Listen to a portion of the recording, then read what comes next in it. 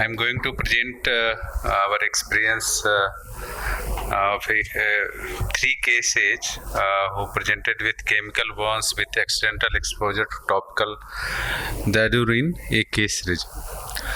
There are various non-ophthalmic medication that are being dispensed in a packaging similar to eye drops, and its accidental installation of such medication into the eye can cause serious potential damage and morbidity. This is a case series of three such patients who accidentally instilled dadurin, that is a combination of salicylic acid and benzoic acid, in place of their scheduled eye drop, and incurred accidental ocular chemical burns. Purpose of this study is to highlight the importance of accidental exposure to topical Ayurvedic dermatological drops with packaging resemblance of an eye drop, the clinical presentation and its management. In three cases, I changed.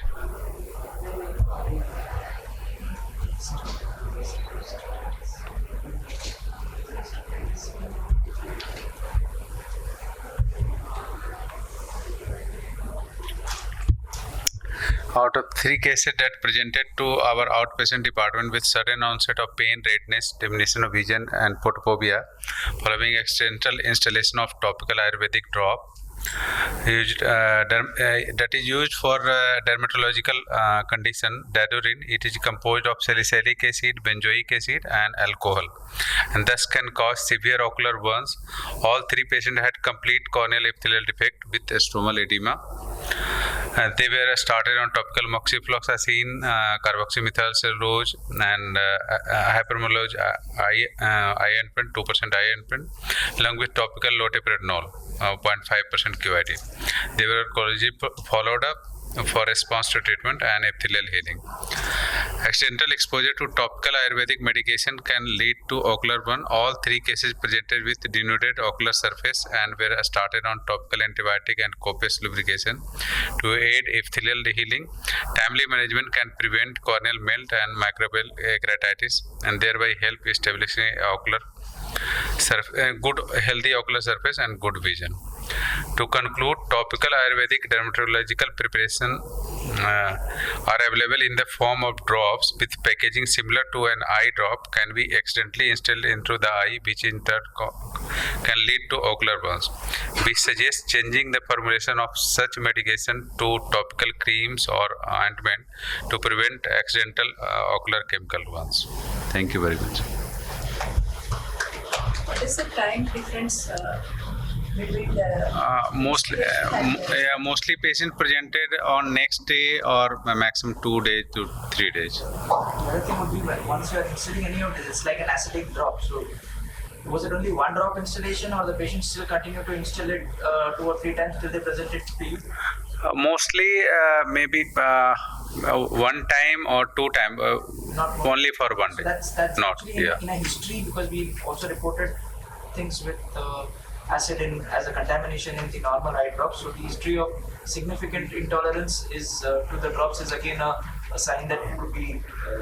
Sometimes preservative drop with preservative can cause similar symptom, but patient due to sudden patient was using some drop, and due to sudden after mixing they have experienced the symptoms, so that patient reported early. okay. Thank you very much. Thank you. This is not on. Okay. It's the time. Who else? Tanvi? Dr. Tanvi has come. 15 minutes. This is 3 minutes time. Oh, no, 2 minutes and 1 minute discussion. So 3 minutes. Yes, doctor, please come. Is it yours? Yes, 6 minutes time. Okay.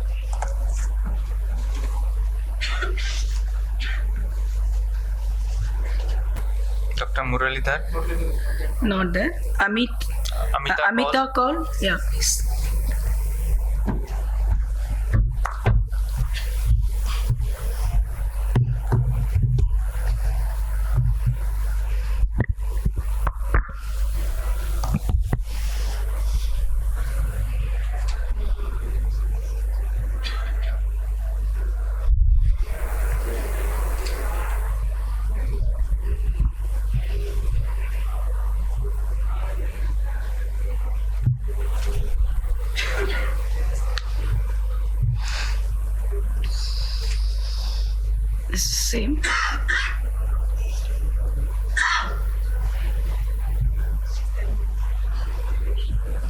Is it yours? It's mine, ma'am. Yeah, you can start. Okay.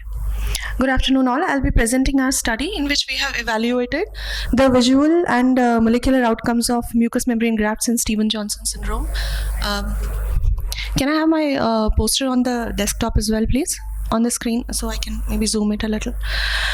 The methodology involved taking detailed clinical assessment and history taking, confirmation of diagnosis of Stevens-Johnson syndrome, patients with no previous history of surgeries and no topical medications except lubricants underwent mucous membrane grafting, and pre-operative and post-operative 3 months tears and wash were collected. And markers were measured using multiplex ELISA. Immune cells were identified and quantified using flow cytometry. We found that the levels of inflammatory cytokines and inflammatory enzymes reduced significantly pre versus 3 months post-operatively. The level of anti-inflammatory cytokines and apoptosis-inducing factors and the levels of soluble receptors that would reduce the biological functions of interleukin 1 and TNF both increased in pre versus post mucous membrane grafts. We also found post mucous membrane graft reduction in lid related keratopathy, which led to symptomatic and visual improvement, improvement in ocular surface and corneal parameters, and an improved tolerance to scleral lenses to about 50% patients. All these changes were statistically found to be significant, and also we found that among the cells, it was neutrophils whose numbers were found to have increased. Our results have been comparable to previous studies on improvement of subjective condition, visual acuity, clinical parameters, and molecular factor alteration, which have found pro-inflammatory ocular surface profile to be dominant in patients, which would always improve after doing a mucous membrane graft. However, the distinguishing point in our study is that this has been a novel attempt to identify ocular surface immune cells in SGS in humans, which to our knowledge has not been attempted before.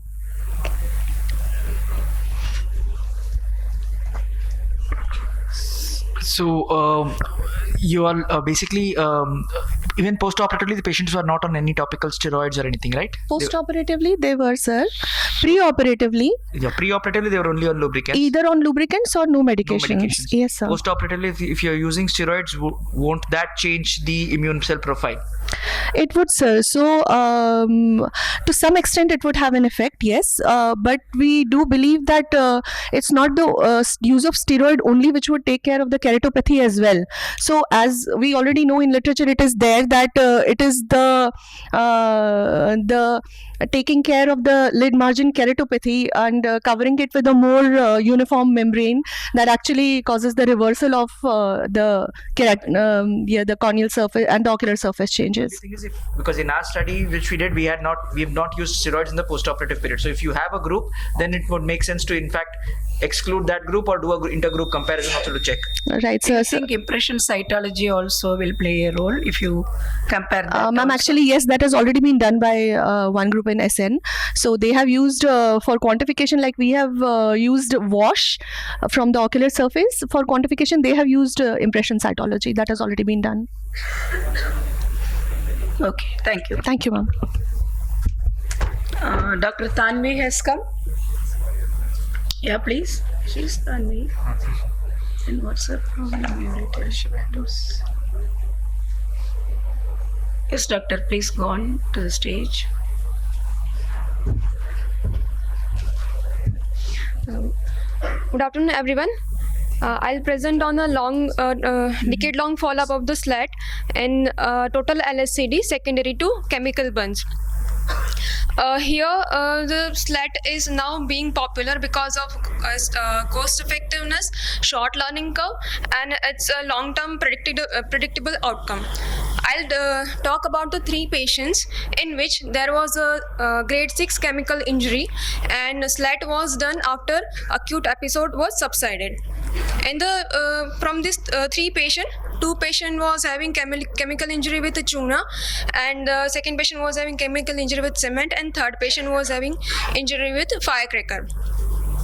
So in the first 2 patient was after 10 years follow-up, the ocular surface was stable and vision was slightly lower side because of secondary to amblyopia. And the third patient, after 10 years of follow-up, he was doing fine, and after that penetrating keratoplasty was also done, and with the contact lens vision was 6/9. So to conclude that at the 10 years, more than 10 years of follow-up, the ocular surface remains stable and corneal epithelium from this harvested epithelium integrates with the patient's epithelial surface, and it remains stable for the long term. Thank you. Questions? Did any of them have, I mean, the second one had multiple procedures. So Yes, sir. was that slit repeated in any of Yes. the patients? Yes, sir. And all 3 patients, repeat slit was done. So what was the time frame of a repeat slit? Sir, in the first patient, the repeat slit was done at the 2 years of follow-up, and second patient also at the 26 months of follow-up, repeat slit was done, and in the third patient at 2 years follow-up, repeat slit was done. And after the 2-year follow-up, they were doing fine till 10 years. Yes, first 2 patient was doing fine, and in the third patient, penetrating keratoplasty was done, and after that he was doing fine with the contact lens. Thank you. Thank you. Thank you. Dr. Neha.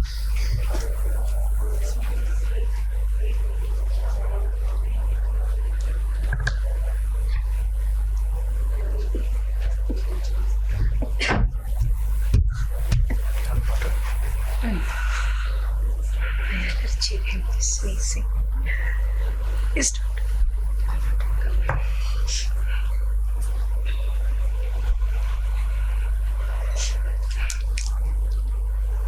Poster.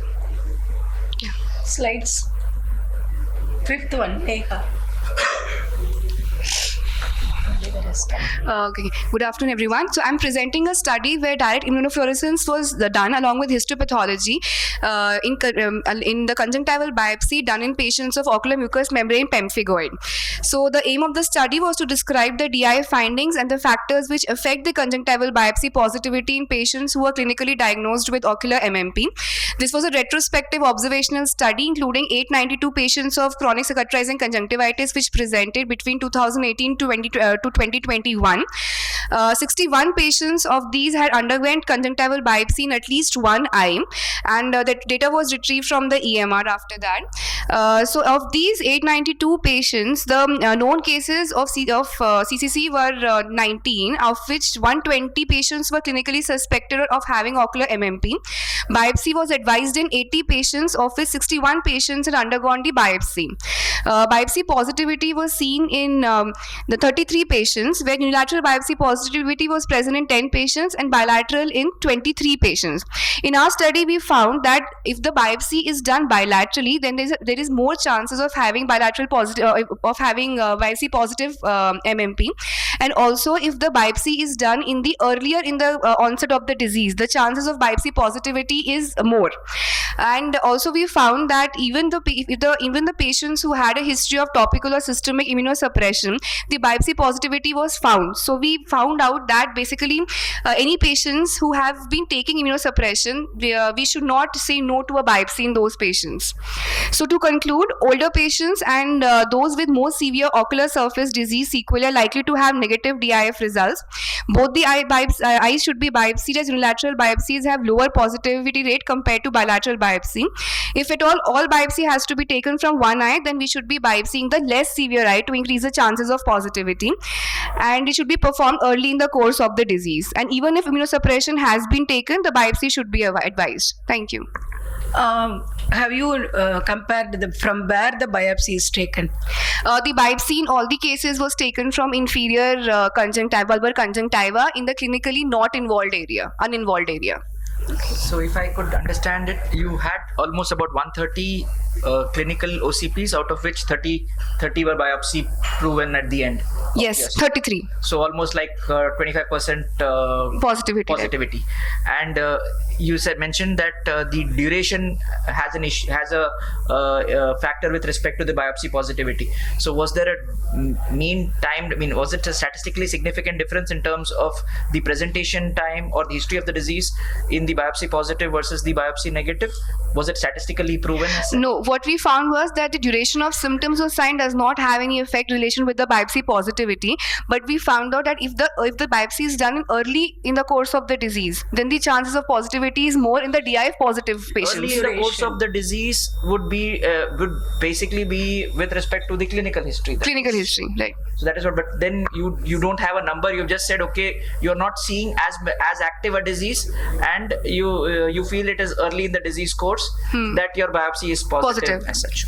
Any other disease was noted other than OCP? Anything else in the biopsy? So, ma'am, yes, ma'am. So, histopath was also done in all these patients. So, all the patients who were diagnosed with some other pathologies were then excluded and included in that the chart on the left where we have other causes of CCC. Okay. They were excluded from these categories then. Okay, thank you. I think Dr. Muralidhar has come. Yep. Dr. Muralidhar. Sorry, I had other comment. Yeah.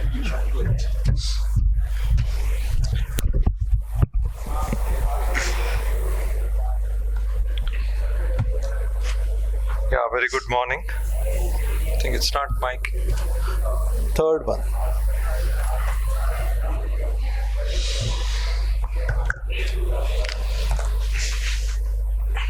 Yes.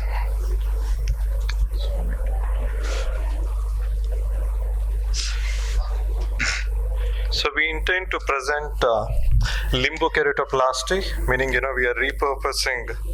So while preparing a donor, we tend to select a very younger donor, has a less than 6 hours of preservation time, having at least a frill up conjunctiva with the limbus.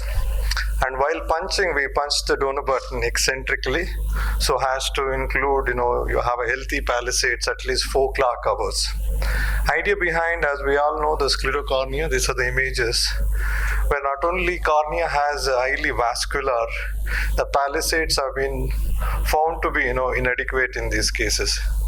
And if you embark a keratoplasty in these cases, nearly 90% of them used to fail within the first year. So having done this modification, we could enhance our results, almost it's 80% at 1 year, and a 3-year data showed nearly 60% of these grafts were doing well. And the majority, about 88% of them have a ambulatory or a better vision. Even if the graft fails, these children tend to have a good ambulatory vision. That was very encouraging. And if you look in terms of complications, the graft rejection seems to have an irreversible rejection, and nearly 50% of the cases by the end of 5 years they fail. And even this failed graft, where they're able to see through, we could measure vision of 2800 to 1200 in these eyes. Children can do some of the daily activities. And one of the caveat when you do include a limbus, you're converting it into iris graft, you have to compulsorily put either topical or systemic immunomodulators. And we've also, what we did in this case, sclerocornea, you typically see, your sutures are loosened within 4 weeks' time. So I used a specialized Israeli based contact lens, although I don't have any financial disclosure related to that. That at least helped me postpone my sutures, and we could remove sutures in most cases by 12 weeks time. So this is a very simple, reliable, could be used in a sclerocornea to achieve a good outcomes. Thank you. So the problem in sclerocornea is the epithelial breakdown in the early postoperative period. So did you combine it with amniotic in any of these cases, or it was just a PK with a limbus? And what was the incidence of epithelial breakdowns in the first week or at about a month? So we didn't have any epithelial breakdown, and I don't believe in the amniotic membrane. So instead, we use a specialized contact lens. Yeah, that contact lens was kept in place until all sutures were out. Between 6 to 12 weeks time, we kept a contact lens. Every week when I examine child under anesthesia, I immerse this contact lens, because this is expensive lens, bedded in about 5% and put it back again. And at the end of 3 months, we all were off the contact lenses. Other thing which I failed to mention, tarsorrhapy. Tarsorrhapy was kept indefinitely. That explains, Bhaskar's question of not having epithelial breakdown. And what was the systemic immunosuppression? All these patients, 40 odd patients, were on systemic immunosuppression? No, 2/3 of them were a topical immunomodulator. 1/3 of them who had a repeat surgery.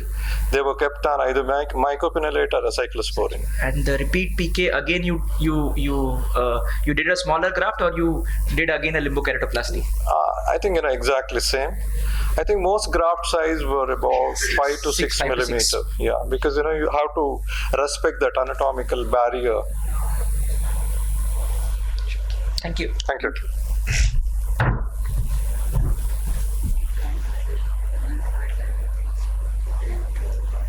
So she wants to come early because she has a commitment somewhere. Breaking the order here because she has a commitment somewhere else. Yeah. I think Pranesh is not there. It's not there. You can start. Yeah, thank you, sir.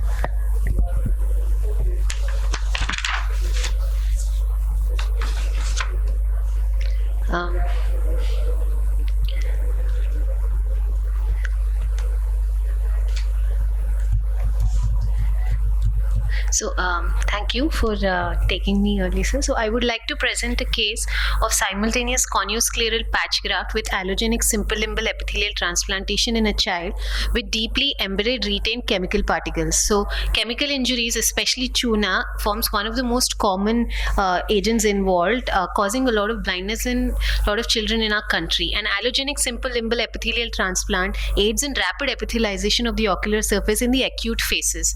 But debridement and removal of the retained chemical is very important, but sometimes these chemicals may be very deeply embedded. So hereby reporting the use of simultaneous corneoscleral patch graft with allogenic simple limbal epithelial transplant to manage these retained foreign bodies. So this was a 9-year-old child who had presented with a history of accidental fall of line in the right eye, and that was 3 months ago. So though he underwent an amniotic membrane transplant locally at 1 week, there was still very deeply embedded tuna in the cornea, not just there, also in the sclera, and we can see that there is an adjacent scleral thinning which was much beyond the limbus. And because of the chronicity, there was a lot of ocular surface inflammation and symblepharon formation, but fortunately the other eye was normal. So the anterior segment OCT suggests hypertrophic epithelium with tuna, and more obviously seen on the IR image. So this patient underwent a corneoscleral patch graft as seen here at 1 week. So this is the extent. So a part of this was hand fashioned to include a lot of sclera from the donor cornea along with donor tissue along with the cornea, and explants were of allogenic simple limbal explants were placed over here to enhance an epithelialization. So we tried to ensure the anatomic opposition of the limbus and also maintain the graft host junction opposition, because the bed on the host side is likely to be very thin because of the chemical injury. That is shown here on the ASOCT. As we can see post-operatively, this is the area of the host cornea which was not touched and which is very thin, but this is the donor cornea which shows good thickness, and we can see that the epithelialization also is in a more uniform fashion over here because of the allogenic slit that was done. So this helped us, but the case was challenging because of the dissection into the sclera. So it is important for us to take care of the underlying uveal tissue while we're dissecting. I actually did not think this eye would salvage because of the extent I went into the sclera, but the child did very well with a best corrected visual acuity of 20/125. But there's early epithelial breakdown over here because we hadn't started him on immunosuppression, because this was done just for epithelialization purpose. But this gives us a window to save the eye and then live for another day and then plan some other procedure subsequently. So to highlight that corneoscleral patch graft can be used to deal with the scleral deeply embedded pigments, and good care should be taken to safeguard the underlying uveal structures, ensure graft host opposition, and simultaneously coupling it with allogenic slit can give us good outcomes. Thank you. Yeah, you've used the corneoscleral rim a lot. I mean, for that patch. It was eccentrically So trephined. that already would have had limbus in that area. So for the rest of the epithelialization, you used the alloslet. So, so that also harbors the Limbus. limbus, but because of the extent I had invaded into the sclera, so I also put there was also conjunctival defect on this the side. other side of the host. So additionally, we put in allogenic implants to rapid epithelialization. And was because normally we can actually try to keep it as a DALC if possible, but sometimes it's This was full thickness with thinning of the adjacent sclera as well. Thank you. Thank you.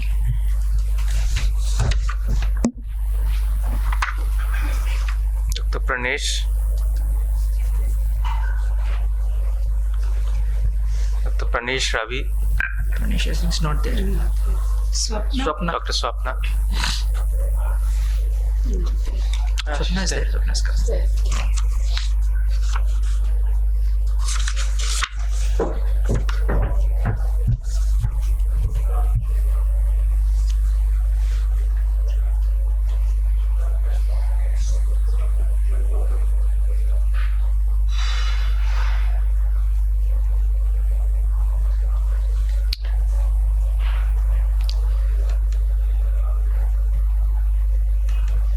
Thank you.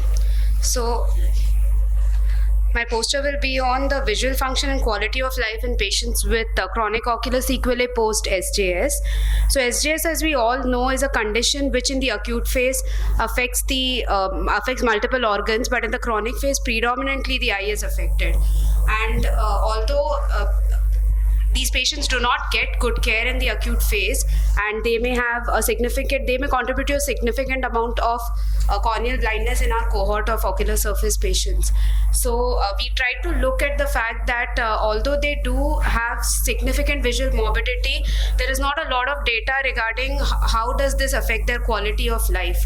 And that's why we took a questionnaire-based study, and we did this prospectively in these patients, where we also we asked questions regarding the VFQ-25 questionnaire and the OSDI, that is Ocular Surface Disease Index, in patients with chronic ocular sequelae. So these were patients who presented to us between August and December 2022, and only a single person took the questionnaires for all the patients. The NEI VFQ-25 questionnaire actually reflects that the lower the score is, the poorer quality of life, whereas the OSDI reflects that the higher the score is, more the disability for the patient. So our patients were surveyed at a median period of 10 years after acute SJS. The median best corrected visual acuity was 2200 at the time of administering the questionnaire.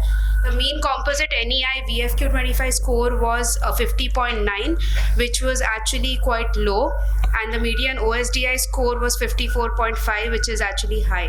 So what we found out was that in our cohort, patients with SJS had reduced NEI compared to healthy subjects, reduced NEI VFQ-25 scores on all subscales. So there are 11 subscales, and these patients scored very poorly as compared to healthy subjects.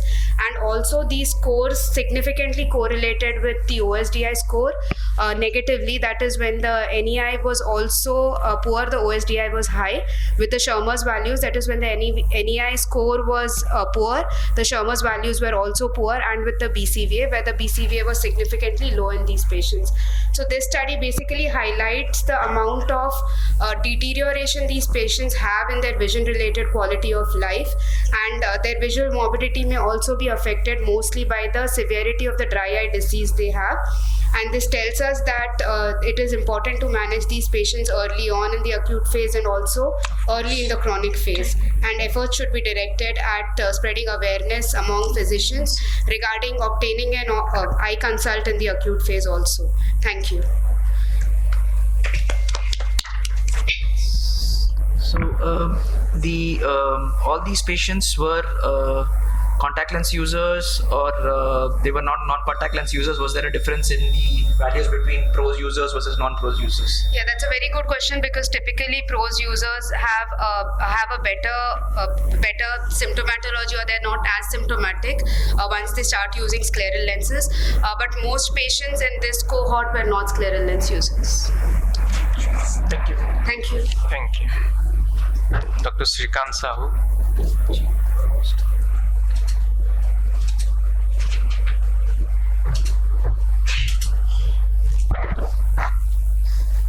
You can start, sir. That is not here. This is Swapna's.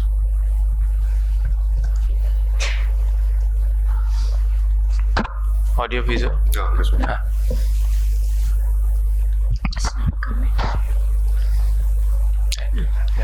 Okay. So good morning all. While doing a DMEC, we always give a air bubble, and it leads to a problem called pupillary block and thing. So to prevent that, we do a PI, and that has its own problem. Like it's inflamed by the fibrin, the bleeding happens, then the whole surgery gets disturbed. So in the early part, we always did a PI. Then it came based on our experience from DSEC and publication in 2019. We thought let's not do PI, and then now we retrospectively compared between both of them. So we made them two groups. In group A, there were 33 patients with PI and 67 patients without PI. So now, if you see the baseline characteristics of both were same, and we expected that with the PI group, the complications like pupillary block, graft detachment will be more. But to our surprise, there were less amount of pupillary block, less amount of the vision was better. And what was important was the graft detachment rate and pupillary block rate was significantly better in the group which had no PI, which was controversial to what we thought. And the vision outcome was little better. So what we conclude from this study is that doing a PI not only takes some time more, it leads to some intraoperative complications. Leads to a post-operative. The PI is little larger. There can lead to a diplopia or a halo. So if you just omit this state, this one step of the surgery, you are making a surgery better and much more easier and with a better outcome. Can you explain why things were better in the non-PI group? Well, that was one question which always come to me. Probably what happens, like once you give the air bubble, if there is a PI, there is still one more space. So probably the mechanical force of that air bubble tamponade is not enough. It also covers the posterior part. So that is why if it is not there, PI is not there, it comes. And if you see the bubble, it is a round shape, and the area which is PI is there, it will not be covered. So that area, the tamponade goes bad. So probably that is one reason why without a PI we have a better, less of graft detachment. Any eye that what is the percentage of pupillary block in both the groups as such? There were 2 in each group. Only 2. In each group, but the number of patients in the group A was 33 and the number of patients in the group was 66. So it was half the amount. Almost double, okay.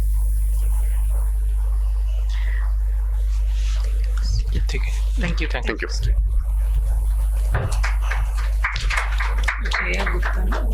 Dr. Jaya Gupta. Dr. Jaya Gupta.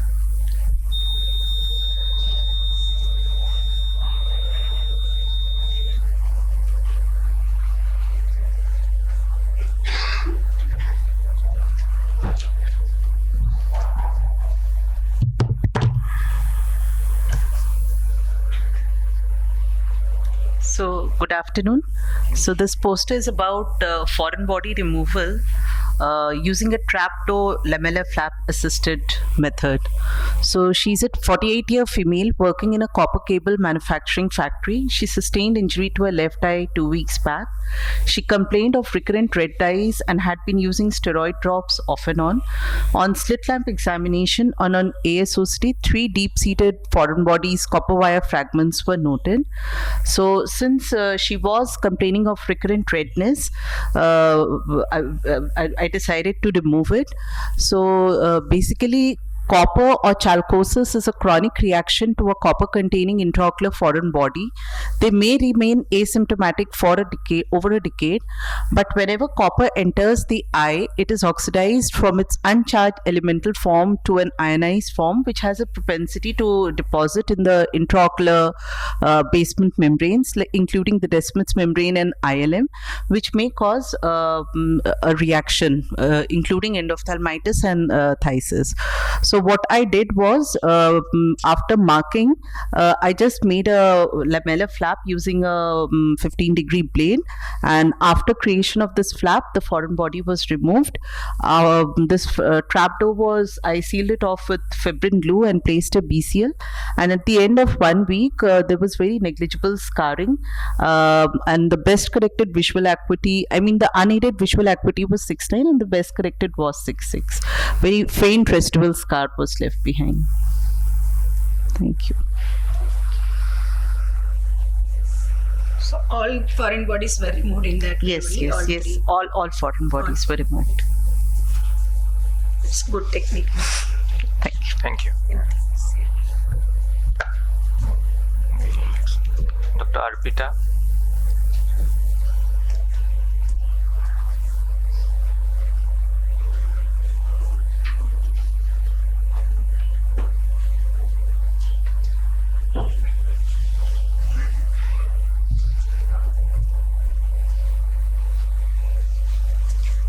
No, this is not mine.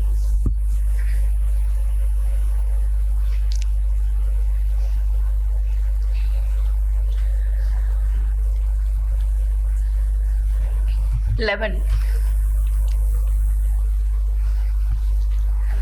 Yes. So good morning everyone. I'm Dr. Arpita Kulshrestha and I'm here to present our results of intraocular lens power calculation following optical penetrating keratoplasty.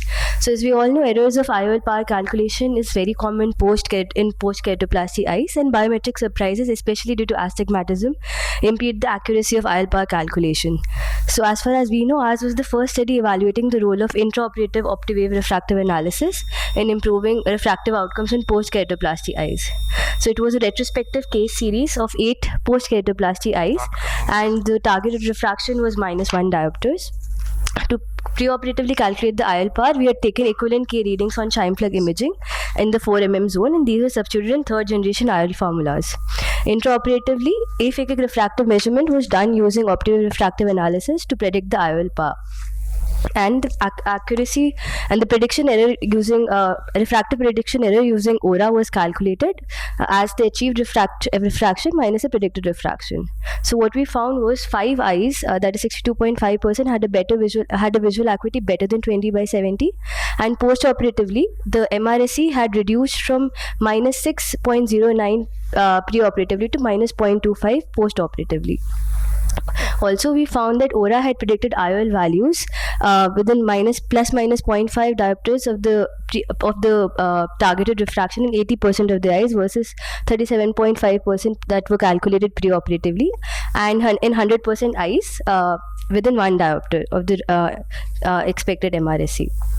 So to conclude, IOL power estimation is actually a challenging scenario in post-keratoplasty eyes, and intraoperative wavefront aberrometry using ORA can prove to be a good tool for IOL power calculation in such cases. Thank you. In a normal post-PKI, if you're doing a cataract surgery, if your topography is regular, then you generally don't have issues with your IOL calculation. Yes, sir.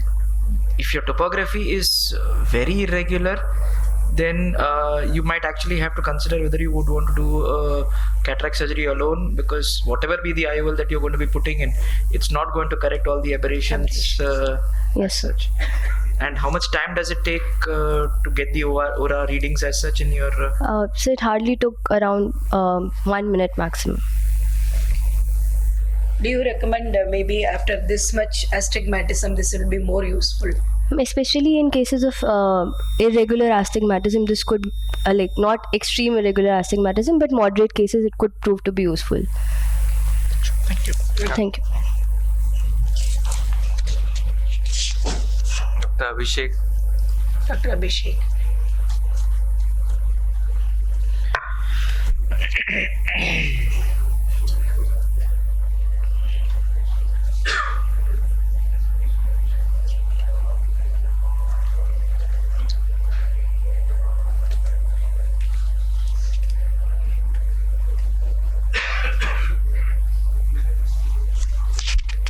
Dr. Abhishek?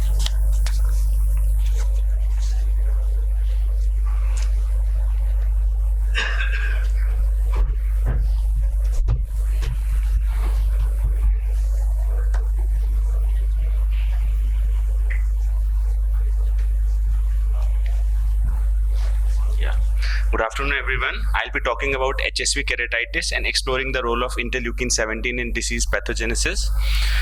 So we need to understand the key factors responsible for viral replication and reactivation in order to prevent the recurrence of HSV1 in the cornea.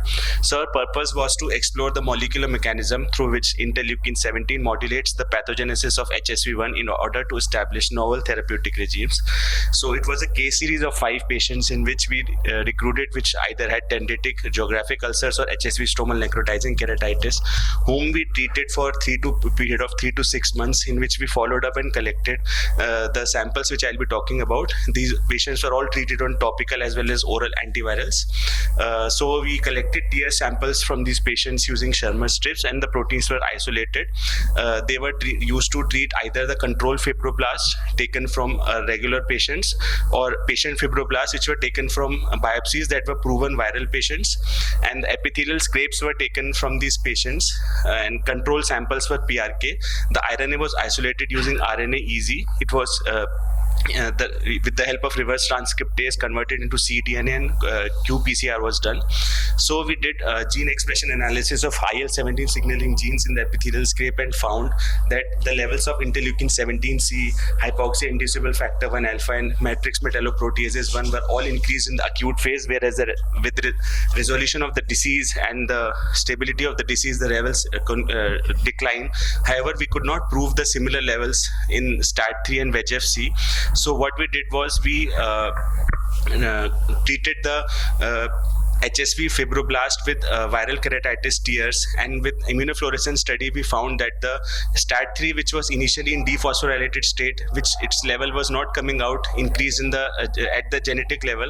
The level in the protein state where it was phosphorylated, it was increased as it was shown in immunofluorescence studies. And with the string network analysis of interacting proteins, we could prove that interleukin 17C interacts with STAT3 with the help of IL-6 and activates its downstream target genes like VEGF-C, interleukin 1 beta, MMP1, and further. So to conclude, interleukin 17C activates STAT3 signaling pathway via phosphorylation, thereby upregulating the factors like HIF1 alpha and maintaining inflammation. So given the propensity of HSV1 keratitis for recurrence leading to potential complications, a close monitoring of the disease management process is imperative, and combining clinical observations with laboratory-based assessments of pro-inflammatory cytokines like IL-17 provides valuable insights into the pathogenesis of HSV-induced stromal keratitis and could pave the way for future therapeutic interventions. I would like to acknowledge our patients for providing consent for their samples. Thank you.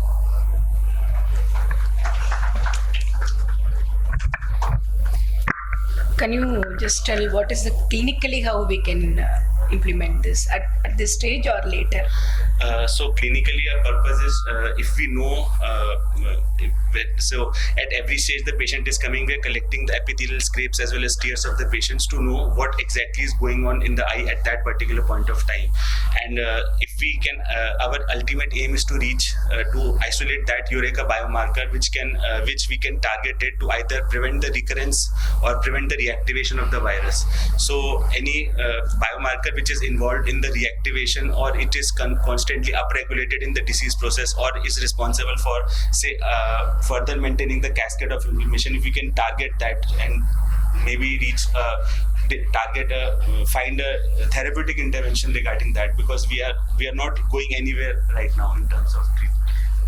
Why did you just select interleukin 17? What is the rationale for that? So it's not just interleukin 17, we've been studying various markers like HGF and nerve growth factor, BMP6, we've been studying like a number of growth factors, and studies are going on with respect to a lot of them, but this particular case series we decided to target IL-17 because a few reports indicate that its level are also increased. So in this we decided to, otherwise a lot of pro-inflammatory markers. So there are a lot of markers which is that you're trying to, you had some reports which show IL-17 involved, so in this 5 patients you tried. Yeah.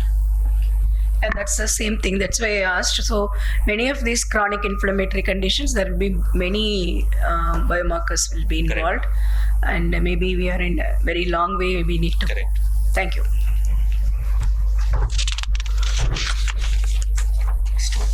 Dr. Ashmita.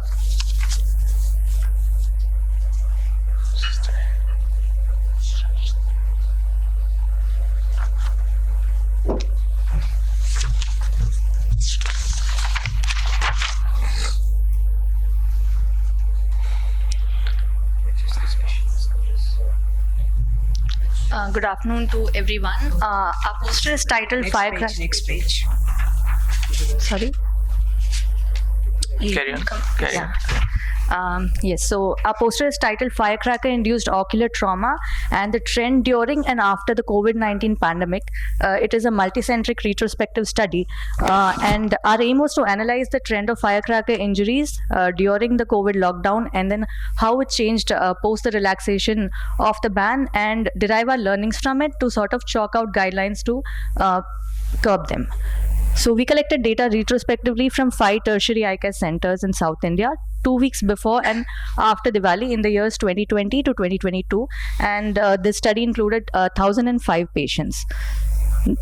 The key findings in our study were so there was a significant male preponderance in the study population, and majority of the patients were below the age of 20 years. So the young breadwinners of the family were the ones that were most affected. There was also a threefold increase in the firecracker injuries noted in the year 2022 post relaxation of the ban, and 2% of the study population had permanently lost their vision. So the idea that we want to convey is not that in the year 2020 the number of firecracker injuries had come down, but rather the exponential increase in the injuries in the year 2022 slowly as the restrictions were lifted. You can see that in some places there was an almost 200% increase in the injuries, and although the hypothesis that the COVID lockdown prevented the injuries and then there was an increase, the hypothesis exists, but it is purely anecdotal, and now we have solid evidence to back it up. In conclusion, the need of the hour, as we would like to suggest, is strict parental supervision and restraint to prevent these injuries in young children, and widespread aggressive public education regarding the perils of firecracker trauma, a proper reporting system to document these injuries, and strict legal guidelines and restriction pertaining to the manufacture, sale and purchase of firecrackers, especially in our country where there are many small-scale industries producing substandard firecrackers, which are the main reason for these injuries in the first place. So in a country that is enticed by loud and colorful firecrackers to mark celebration, a shift from that culture to a public display of firecrackers should be encouraged to mark celebrations, and it might take a change as radical as the COVID-19 lockdown to bring down these injuries, which are devastating to see, especially during the festival of Diwali in our country. Thank you. In your study, did you take pre-COVID also? Unfortunately, no. Without that, we can't say during COVID it didn't come down and it increased. So I agree. Yes, ma'am. That's also there was the ban on bursting of crackers because of the fog and smog. In exactly, sir. So all the ban that has been implemented by the government so far has only been for the purpose of reducing noise pollution and air pollution. So when you're comparing numbers, you will have to look, and to kind of directly put it, you will have to compare the numbers across. Yes. Pre-COVID as well. I agree. Thank you, sir. Dr. Mangala.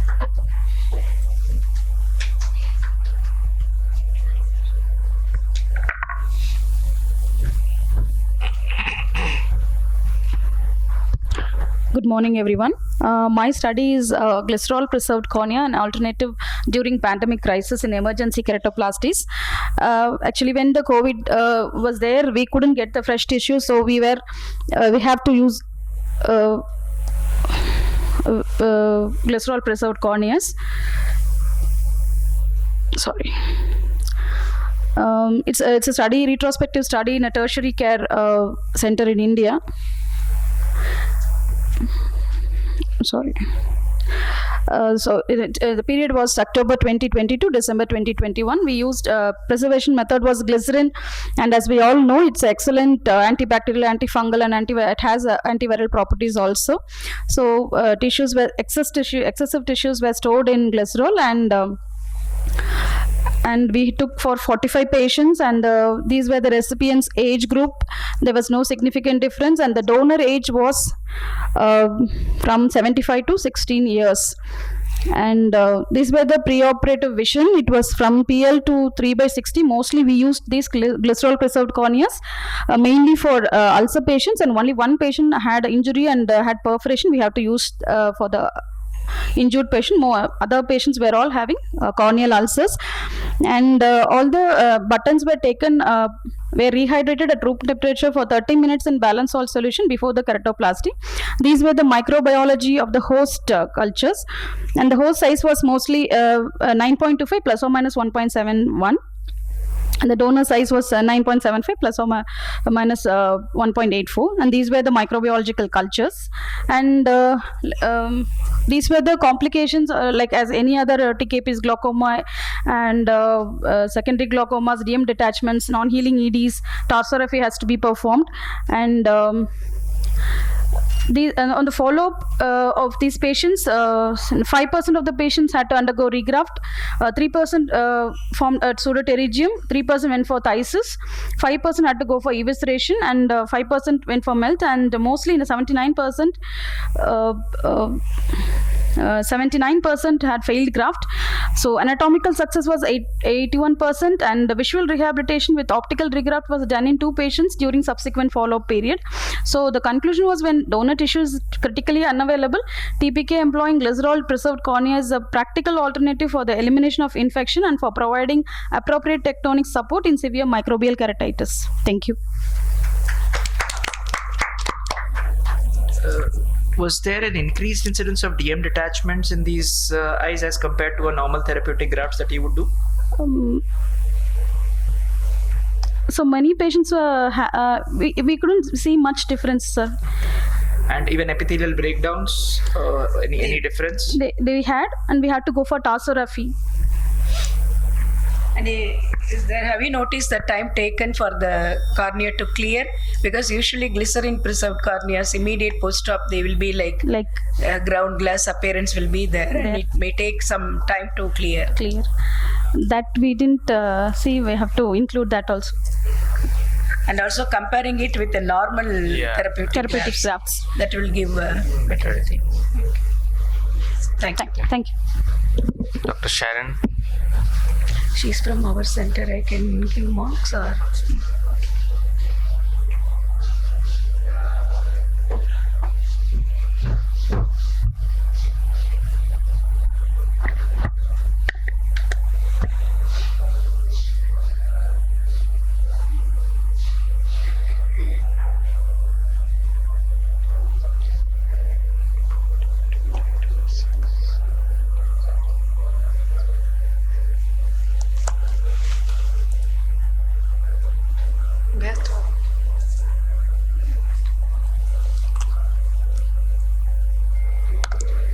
Pointer है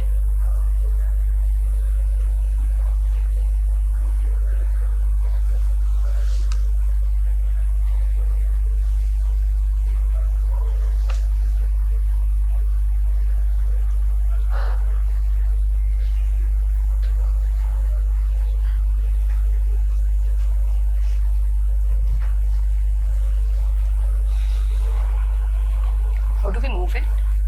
Up and down. How do we move it? How did you move? How did you move it? Tap it? No, it'll go to the next one, right? I think he may. Can you just yeah, zoom, but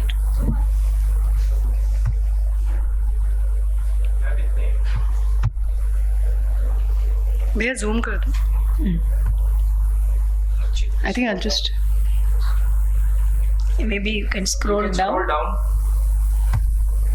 Scroll down.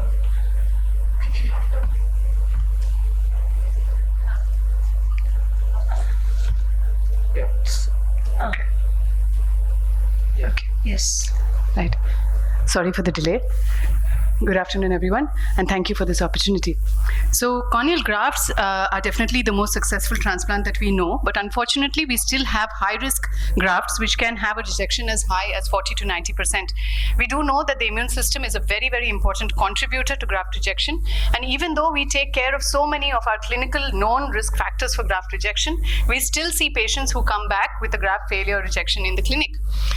Again, using long-term steroids has its own set of complications, and taking immunosuppressives may also have its own problems.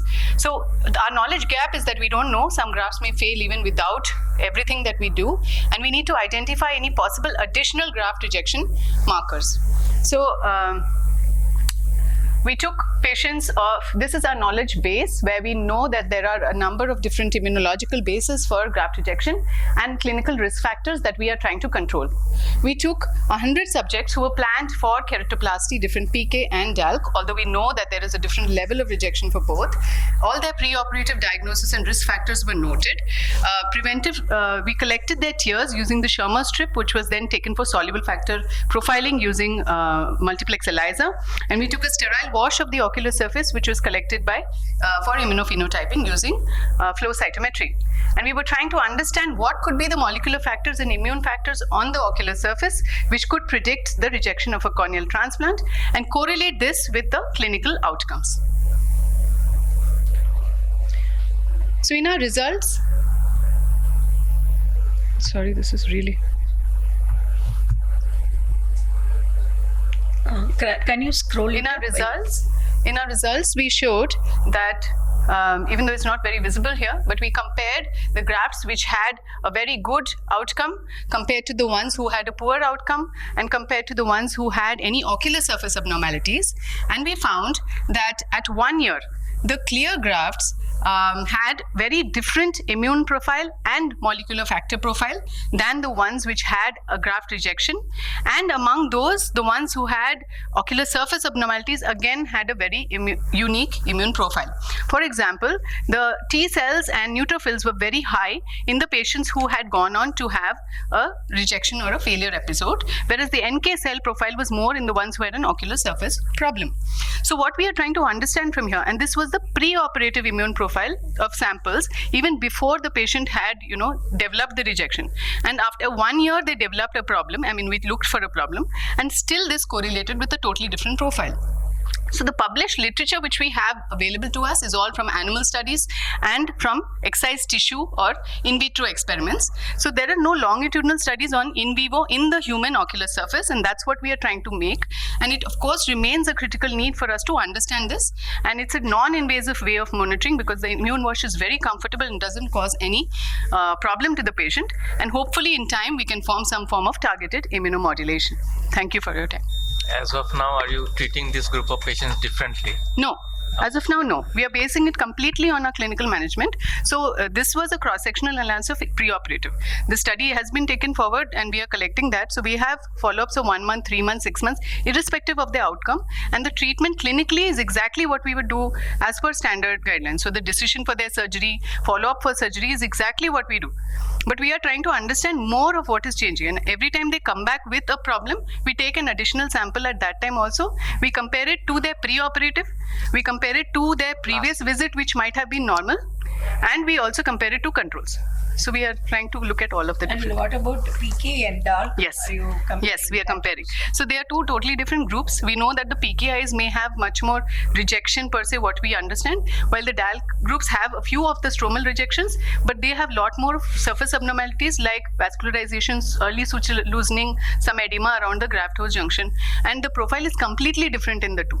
Completely, very different from the cellular point of view and the molecular factors, even though From inflammation. The pre-op and post-operative incidents. Incidents and also in their factors. Yes, profile is also different for these two kinds of outcomes clinically. That profile is also different between a PK and a DALC. Immune failure is one part of your rejection immune rejection is one cause of a failure. It could have failed because of an endothelial dysfunction also. So have you had patients at who've had a definite evidence of rejection and compared them with eyes which have just gradually failed. Exactly. And also the donor factors. Yes. So because of the last of time, I wasn't able to. So our clinical parameters which we've checked, other than of course their clinical slit lamp examination, we also do a specular microscopy to see if how their endothelial cell count is reducing over time, if there's any change there.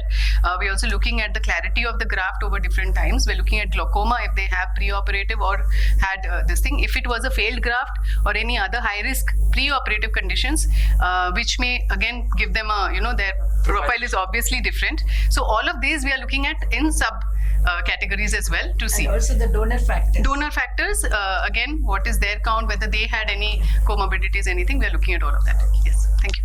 Thank you. Dr. Arvind. Dr. Arvind. Yeah.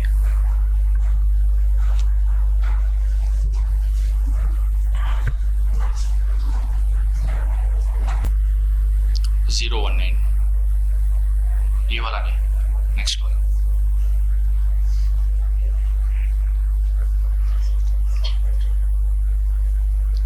This is not mine. इसके बाद का. Yeah. 01. PP 019. 19.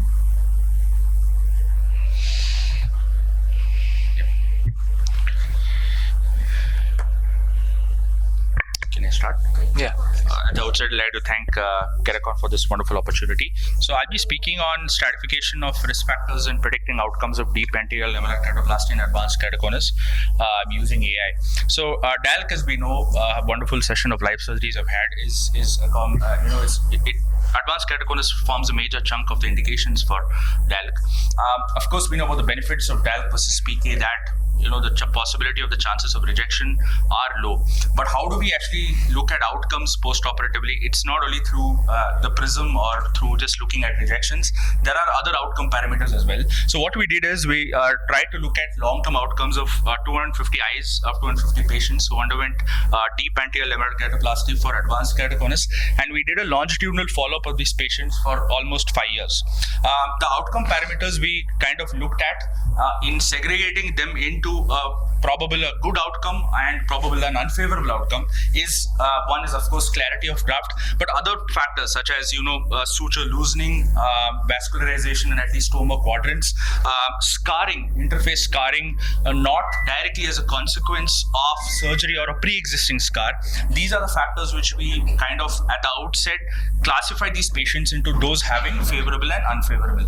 Now what we did is used an AI model and looked at preoperative risk stratification of various factors. So what we looked at is the presence of systemic allergy, ocular allergy, eye rubbing, IgE, vitamin D levels. These are all preoperative factors, and we also put in pentacam derived factors for these patients. So pentacam factors in terms of their lower order or higher order aberrations, their keratometry, and we put them into the AI model in trying to understand as to what are these factors which can help us in predict outcomes in terms of the way I classified it, based on whether there was early suture loosening, vascularization, or interface scarring. Interestingly, the little bit about the AI tree, we used a RF classifier, which is a random forest classifier, which had the highest area under curve, and the factors which we found were the top parameters picked was the demographic factors such as systemic allergy, IgE, eye rubbing, and vitamin D. Interestingly, even corneal aberrations, if we know that the posterior cornea is still intact in DALC, defocus on the corneal back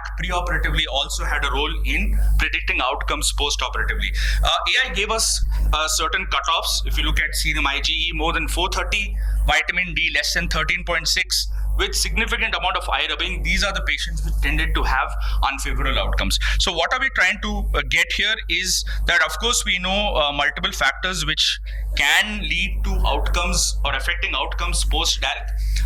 The crux of the matter is dynamicity of these factors. It's just not a one-time measurement preoperatively. It's imperative that we look at these factors at intervals while we're following up patients of DALC, and this can in a long way help us in optimizing and titrating outcomes. Thank you.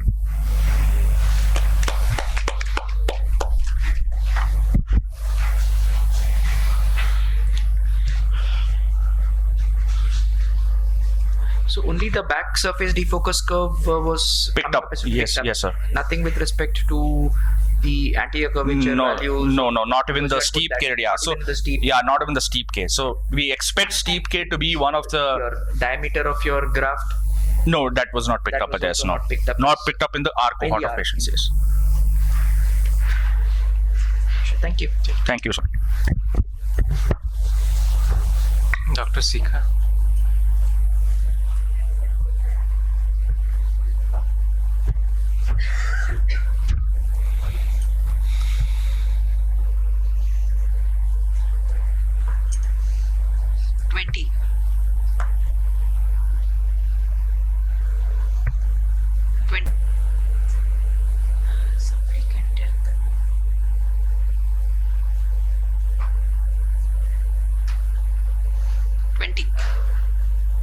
Side one. The other one, the next one. Okay.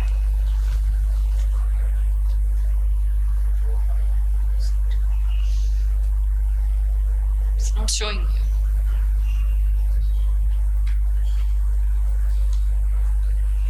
Yeah.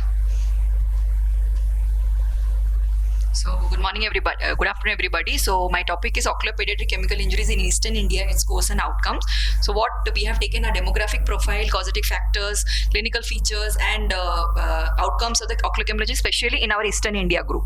So it's a retrospective study from July 2018 to 2023 with ocular chemical injury less than 18-year-olds and who were old enough were taken for examination in slit lamp and proper eye washing and saline wash was done, and who we had even a doubt ki they have some remnant in the we have taken for examination under anesthesia, and also the younger children we have taken for examination under anesthesia. So we had 101 pediatric patients, out of which 58 were males, and the time of injury, the age they presented from 6 months to 17 years. So 40 patients have a preschool age group of 0 to 5 years, and bilaterally seen in 15 patients. 40 patients had alkali injury, and also out of that 21 also had acid injury, and 15 had calcium carbide or firecracker injury. So like I said, all were examined properly, and 18 patients out of them went for amniotic graft in the right eye, and 12 went for amniotic graft in the left eye. And visual acuity was good in 43.6% of our patient on the final day of the visit. So we had actually a 45.5% of grade 1 injury and around 13.9% of grade 5 to 6 injury of the DUAS classification. So as they have presented actually below 24 hours, so we could actually save in this patient, the visual acuity could be saved just with the primary care, and that is the single most factor of your prognostic factor. And on contrary to the Vajpayee et al., we had less than 40% of our cases which required visual rehabilitating surgery like SLET and other, and we have given few patient contactless, but they were not willing at this age group, so we have come them for follow-up. And also visual acuity was good in around like 50% of our cases. So what happens in our study is like these tuna packets which are available household, they are eating pan more of in our places, so those has to be kept aware, the parents has to be kept aware, and they have to have a focus ki they should bring it immediately when they see the child, so that we can prevent the rehabilitating surgeries which we are doing, and so that they can get a better outcome. Thank you. Did you compare your results with publications? Yeah, Vajpayee et al. The Rasik Vajpayee et al. I compared. That's done in 2014. So yeah, we had more of like they also had the Chuna injury more common, but our outcomes were little bit better. Vajpayee compared, like rehabilitating surgeries were less than 40% were there. It depends on the time period. Yeah. Also we had like, that's what I'm saying. So we had like presenting less than 24 hours here, and also I'm talking about the time of publication of that. 2014. Yeah, that is 14. Yeah, more. Been available. So now, because of better approaches, the outcomes. Yeah, and also the time period which they are coming to us. So in your study, you could have actually, even because you have graded the injuries, you could have looked at the outcome with respect to individual grades of. Yes. We have looked actually, not put it here. We put the outcomes we have done like in grade 5-6 we had SLET and other. Yeah. So again, when you're saying 40% only required re-surgeries, it at least as an indicator, it could have been mentioned that 40% out of which grade so many 5. were grade 4 and so many were grade 2. It kind of gives the idea that yes, you're starting off with a smaller better outcome. Better outcome. Yeah. Because again, when you're comparing publications, you need to compare the severity of each group. So the severity in your series versus anything else which is published also needs to be compared when you look at the outcomes. Definitely. Thank you. Thank you. Savia, please tell them which one is your, told them.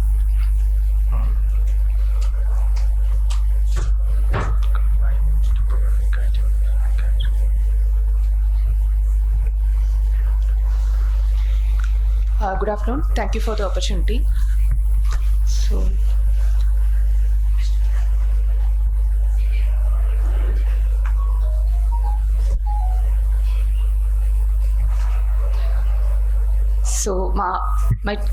I'll be presenting on the outcomes and safety profiles of combined topography guided photorefractive keratectomy with accelerated collagen growth linking in keratoconus. So the purpose of the study was to evaluate the visual, refractive and the topographic outcomes after simultaneous topography guided photorefractive keratectomy with accelerated collagen growth linking. So this was a retrospective studies. And patients with keratoconus who underwent TGPRK with accelerated growth linking from February 2020 to April 2021 was included. The changes in the manifest refraction, the uncorrected visual acuity, the best corrected visual acuity, the spherical equivalent and the cylinder, and the topographic parameters, the steep K, the flat K, and the K max was calculated, and the statistical significance was evaluated with paired t-test and Wilcoxon sign rank test. So coming to the results, 96 eyes of 88 patients were studied for mean time of 16.45 months, and the mean UCVA and BCVA was found to have a significantly improvement by the end of 1 year follow-up. But the mean spherical equivalent was found to increase statistically significantly, and the cylinder was shown to decrease, which was statistically significant. Among the topographic parameters, the steep K and the K max was found to have a statistically significant decrease. Though the flat K also decreased, it was not statistically significant. So our results, coming to the discussion, our results are similar to the other studies which has been published, which showed a statistically significant improvement in the uncorrected and the best corrected visual acuities, and the topographic parameters also, the results are corresponding to that of the previous studies. But what was different, the spherical equivalent was found to decrease in, was found to statistically significant increase in our study. This might be because the topography guided PRK causes, when it causes that flattering of the steeper areas, it causes a compensatory steepening of the flatter areas that will cause a shifting of the apex of the cone more towards the center. And moreover, we have used that accelerated protocol that is found to have a lesser effect on the anterior surface, lesser flattening on the anterior surface when compared to the conventional distance protocol. So, and no patient in our study had any progression of the keratoconus. So to conclude, this simultaneous TGPRK with ACXL causes significant improvement in the vision, and it is a safe and effective procedure for the treatment of keratoconus. Do you have any selection criteria for the patients to undergo this particular procedure other than only collagen cross? The main thing that we saw was pachymetry. The patient should have a minimum pachymetry of 450 microns.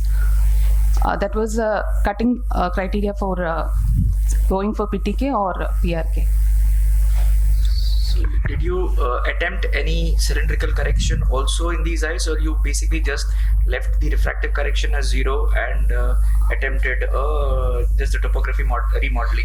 Maximum of 60. It was either a maximum of 60% of the cylinder, or keeping the limit for pachy thickness as 350. You will have, because of the pachy limit, you will have had eyes where you might just have done a refractive, you might just have done a topo correction. Somewhere you would have added a refractive component. That was also there. Both we have taken. Because when you finally analyze, those groups will also show a slight difference in terms of your keratometric value. So the maximum follow-up is 1 year? Actually, since it was a retrospective, we took that this thing. So the average was 16.45. The maximum was 2 years. But still, it's a short time to say about safety. outcome okay, but safety point view. Thank you. Thank you. Sugaranchini.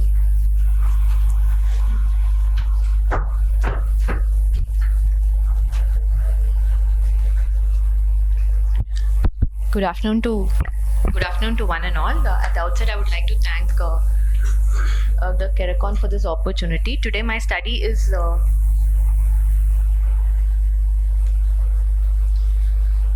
recurrent corneal erosion syndrome. Is a chronic debilitating condition, and till date, slit lamp examination remains the mainstay of. Can you zoom in? Slit lamp examination remains the mainstay of follow-up in these patients, and as we all know that imaging has revolutionized prognostication of many diseases, and it is so our main aim was to look at the capability of these anterior segment OCT biomarkers in predicting the future recurrences in patients with recurrent corneal erosion syndrome. Data collected was the history, the cause of initial insult, the duration of recurrence, and the time gap between the recurrences. And patients were grouped into a frequent recurrence group where they complained of recurrence at least once a month, and a rare recurrence group where the patients complained of recurrences once in every 2 or 3 months, or they complained of only a limited number of recurrences. And all the patients underwent slit lamp examination, ASOCT scanning, as well as epithelial mapping. At the OPD level itself, the slit lamp, the area of recurrent corneal erosion was marked on the clinical diagram, and then subsequently the patient was subjected to ASOCT scanning in that particular area, and also the patient underwent additionally epithelial mapping also. Areas of thickened epithelium noted on the epithelial mapping were termed as hotspots, and we also looked at whether these hotspots actually corresponded to the image that was drawn in the slit lamp. And these were the, if I could zoom in, I can show better. These were the changes that we noted on ASOCT scanning, which we clubbed as epithelial changes, the basement membrane, Bowman membrane changes, and the anterior stromal changes. In the epithelial changes, this has already been reported in literature also. What we saw is a hyperreflectivity, detachment, and edema, or sometimes even intra-epithelial inclusion bodies. And in the BM changes, what we've seen is an area of BM which is seen clearly in the other areas will be undetectable in the area of RCS, and also a hyperreflectivity of a BM can be seen, and anterior stromal scarring can also be seen in these patients. So coming to the results, 36 patients were enrolled, and 69.4% of these patients fell in the frequent recurrence group. And like in other studies, fingernail injury was the most common cause in our study as well. And when we looked at our changes of the ASOCT, epithelial and BM changes were seen in majority of our patients, but stromal changes were seen only in a few. And when we looked at the epithelial mapping changes, hotspot was seen in almost 90% of the patient, and not only was it seen, it also corresponded to the clinical diagram that was drawn at the slit lamp level. So when we compared these changes between the two groups, that is the frequent and the rare recurrence group, only BM changes were statistically significant, and the other changes were not. So coming to the discussion, so the BM changes from our study, we can say, is a definite predictor of recurrence in patients with RCS, and once you see them, you have to take the patient up for early surgical treatment.